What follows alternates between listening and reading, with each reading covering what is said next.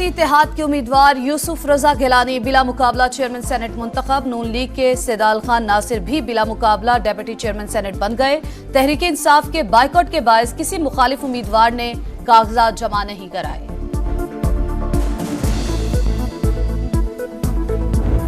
In the light of the explanation given by the worthy law minister, the objection is overruled and I will now proceed with the oath taking. हल्फ उठाता हूँ कि मैं खलूस नीयत से पाकिस्तान का हामी और वफादार रहूंगा। पीटीआई अरकान का एहतजाज नजरअंदाज। 41 सेनेटर्स ने हल्फ उठा लिया। ऐवान बाला में अपोजिशन का शोर शराबा, नारेबाजी।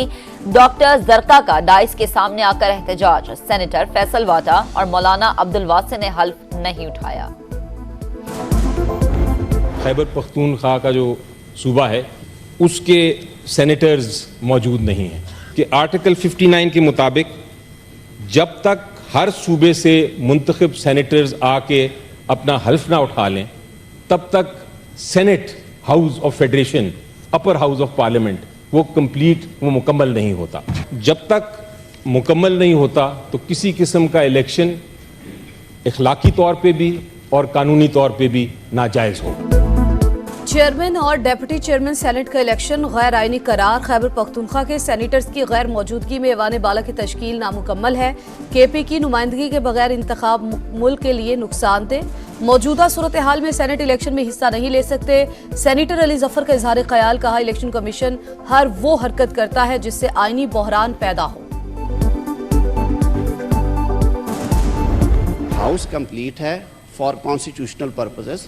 कोई प्रोसीडिंग्स बुलडोज नहीं हो रही, कोई आइन की जो है वो वायलेशन नहीं हो रही, कानून के खिलाफ नहीं हो रहा कुछ। जो मैंडेट है इस हाउस का, आज का मैंडेट ये है, to the exclusion of any other business आपने चेयरमैन और डिप्टी चेयरमैन का इंतखाब करवाना है।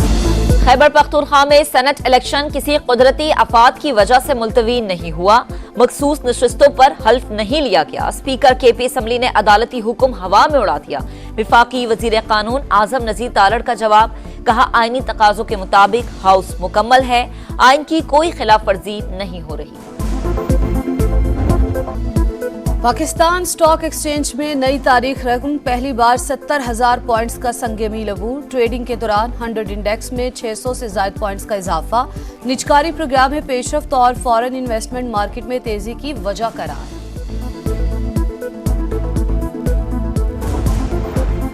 पाकिस्तान को मुआशी इस्तेहकाम देने के लिए सऊदी अरब पेश। सऊदी वली अहद के साथ मुलाकात बहुत मस्बत रही।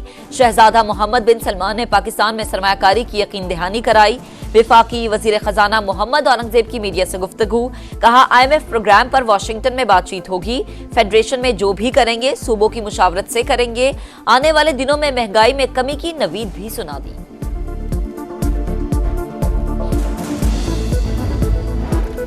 ईद उल फितर कब होगी? शवाल का चांद देखने के लिए मरकजी रुवते हिलाल कमेटी का आज इजलास। चेयरमैन मौलाना अब्दुल खबीर आजाद सदारत करेंगे। चांद की पैदाइश हो चुकी, आज नजर आने का कवी इम्कान। सऊदी अरब में चांद नजर नहीं आया। ईद उल फितर कल होगी।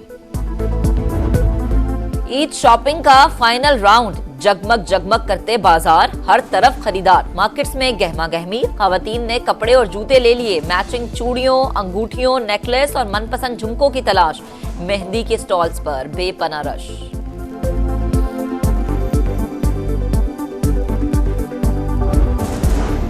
रेलवे ने ईद उल फितर के 3 दिन किरायों में 25% रियायत का ऐलान कर दिया। नोटिफिकेशन जारी। रियायत तमाम मुसाफिर ट्रेनों की तमाम क्लासेस के लिए होगी। इत्तलाक ईद स्पेशल ट्रेनों पर नहीं होगा। पेशावर में 1 माह के लिए दफा 144 नाफिज। चांद रात पर हवाई फायरिंग और असलहे की नुमाइश पर पाबंदी आयद। वन व्हीलिंग और रेस लगाने पर पाबंदी होगी। कश्तियों पर सयाहों की ओवरलोडिंग। पार्क्स में खतरनाक झूलों पर पाबंदी। खिलाफ वर्जी पर सख्त एक्शन लिया जाएगा। वजीर आला पंजाब मरियम नवाज की ईद पर फुल प्रूफ सिक्योरिटी इंतजामात की हिदायत। कहा, बाजारों में पुलिस की इजाफी नफरी तैनात की जाए। पुलिस और कानून नाफिज करने वाले इदारे चौकस रहे। सिक्योरिटी प्लान पर हर सूरत अमल दरामद होना चाहिए।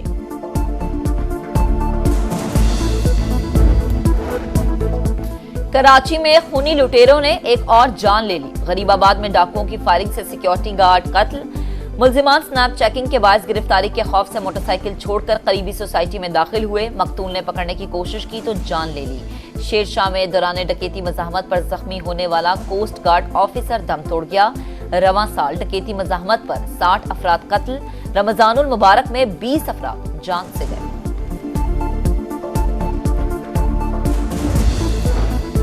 मुस्तफा कमाल का कराची को 3 माह के लिए फौज के हवाले करने का मुतालबा। दावा किया सिंध हुकूमत ने शहर कायद को डाकुओं के रहमो करम पर छोड़ दिया।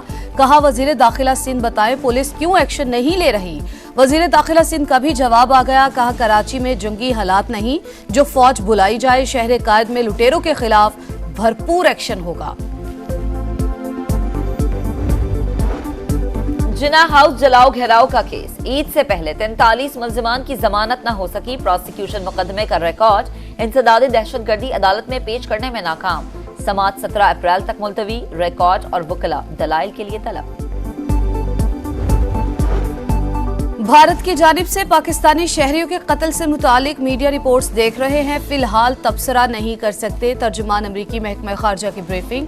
मैथ्यू मिलर का बातचीत के जरिए मसाइल के हल पर जोर। आयरलैंड के नए वज़ीर-ए-आज़म साइमन हैरिस ने फलस्तीन को तस्लीम करने का ऐलान कर दिया। नेतन्याहू को मुखातिब करते हुए कहा कि आयरिश अवाम आपके इक़दामात से बेजार हो गए। गजा में जंग बंदी करें और इमदाद जाने दें। न्यूजीलैंड से T20 सीरीज। पाकिस्तान टीम का ऐलान कुछ देर बाद होगा। पीसीबी ने सीरीज के लिए 14 रुकनी मैनेजमेंट का ऐलान कर दिया। हेड कोच की जिम्मेदारियां अजहर महमूद संभालेंगे। Batting coach Mohammad Yousuf, bowling coach Saeed Ajmal होंगे। Wahab Riaz senior team manager और मंसूर राना टीम मैनेजर होंगे। पाकिस्तान और न्यूजीलैंड के दरमियान T20 सीरीज का आगाज 18 अप्रैल से रावलपिंडी में होगा।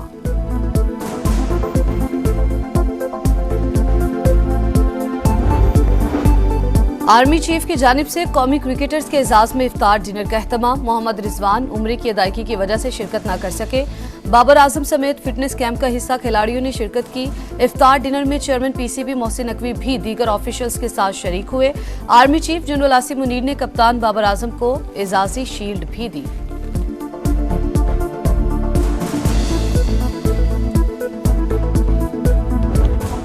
और रूस के केरन कचनोफ ने मोंटी कार्लो मास्टर्स का पहला मरहला पार कर लिया। कांटेदार मुकाबले के बाद बर्तानिया के कैमरन नोरी को शिकस्त का सामना। फ्रांस के योगो हेम्बर्ट ने पहला सेट हारने के बावजूद अर्जेंटीना के खिलाड़ी को जेर कर दिया।